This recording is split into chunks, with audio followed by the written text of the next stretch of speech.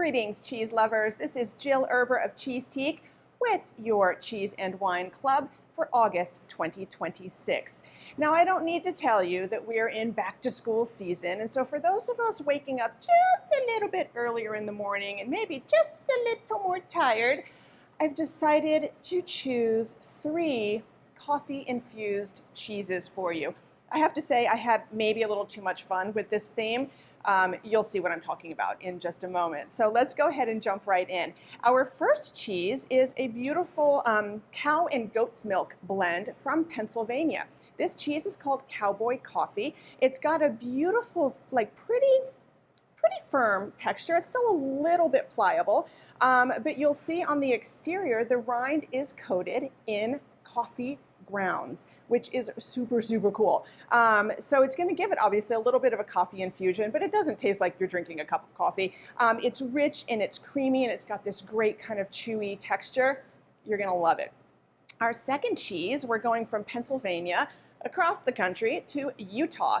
This is from one of our favorite producers, Beehive Cheese Company. And Beehive makes all sorts of really cool, kind of punny named cheeses with unique ingredients. One of which is called Barely Buzzed, because it is a cheese, obviously, coated with a blend of coffee and lavender as well. And you might think, oh, that's an interesting combination. I'm telling you, it is awesome. It's warm and cozy, kind of nutty. And of course, you get a little bit of coffee infusion as well.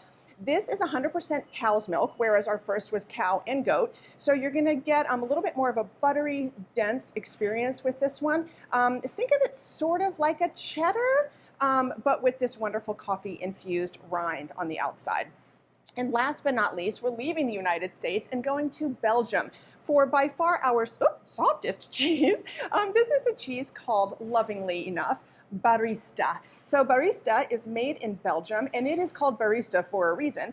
This is kind of a play on a French cheese called Morbier, which has 2 different layers of cheese curd with ash running down the center. But what they have done with Barista is instead of using ash down the center, they're actually using toasted coffee grounds. So you get this really cool aesthetic where there's kind of this layer of coffee running through the center of this cheese, as well as rubbed on the rind. Now, this is a rind that I would tell you, probably don't eat this unless you remove this sort of flexible plastic cheese protector layer thing. The interior of this is completely edible, but just remove this stretchy exterior. The other 2 cheeses, you can 100% eat the rind without doing anything to them at all, and they'll be delicious. So we're taking the theme a little bit further with our accompaniments. So at first we have these adorable little what are called Cantucci cookies, which are like itty bitty biscotti. So I love things that are small, and these just crack me up. So they're little tiny biscotti because, coffee, biscotti. I know. These have almonds in them, so they're delicious and nutty, a little bit sweet, and a beautiful, beautiful crunch. And then we have, of course, with our breakfasty spread, a little mini jam. And truthfully, it is going to be delicious with these cheeses. So if you take one of the Cantucci cookies, you take a bite of cheese, you have a little bit of the jam, it really will be delicious together. And then finishing out our coffee-inspired theme is a wine called Barista from South Africa. This is a really cool wine with a really cool grape.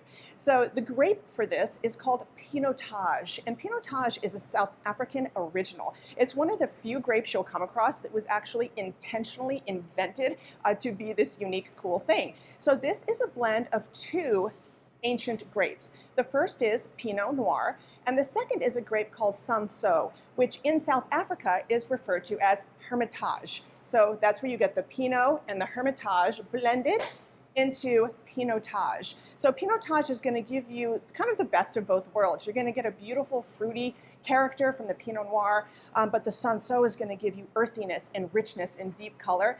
It is super food friendly. It's going to be outstanding with all of these. And the Pinotage grape is really famous for having notes of coffee.